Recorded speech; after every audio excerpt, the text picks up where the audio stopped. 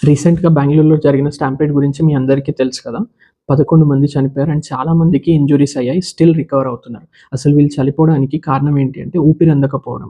ఇలాంటి పరిస్థితుల్లో మిమ్మల్ని మీరు కాపాడుకోవడం ఎలా? ముందుగా మీ చెస్ట్‌ని కాపాడుకోవడానికి చూసుకోండి. హ్యాండ్స్‌ని క్రాస్ చేసి మీ చెస్ట్‌ని కవర్ చేసుకోవడానికి ప్రయత్నించండి. దీని ద్వారా లంగ్స్‌కి స్పేస్ దొరికి ఊపిరి తీసుకోవడానికి సులభంగా ఉంటుంది. బ్యాలెన్స్ లూజ్ అవ్వకుండా స్టేబుల్‌గా నిలబడడానికి ప్రయత్నించండి. పడిపోవడం చాలా ప్రమాదకరం. ఒకవేళ మీరు కింద గనక పడిపోయినట్టయితే లెగ్స్‌ని ఫోల్డ్ చేసుకొని పొట్ట వైపు ప్రెస్ చేసి పట్టుకోండి. అండ్ 2 చేతులతో తల భాగాన్ని సేఫ్‌గార్డ్ చేసుకోండి. దెబ్బలు లాంటివి తగలకుండా. జనాలు మూవ్ అయ్యే వైపు మాత్రమే మూవ్ అవ్వండి. ఆపోజిట్ డైరెక్షన్‌లో మూవ్ అవ్వడానికి ప్రయత్నించకండి. మీరు సేఫ్‌గా ఉన్నారనిపించినప్పుడే మిగతా వాళ్ళకి హెల్ప్ చేయడానికి ప్రయత్నించండి. ఏవైనా వస్తువులు గనక కింద పడిపోయినట్టయితే బెండ్ అవ్వడానికి ప్రయత్నించకండి. వస్తువుల కంటే మీ ప్రాణం విలువైనది.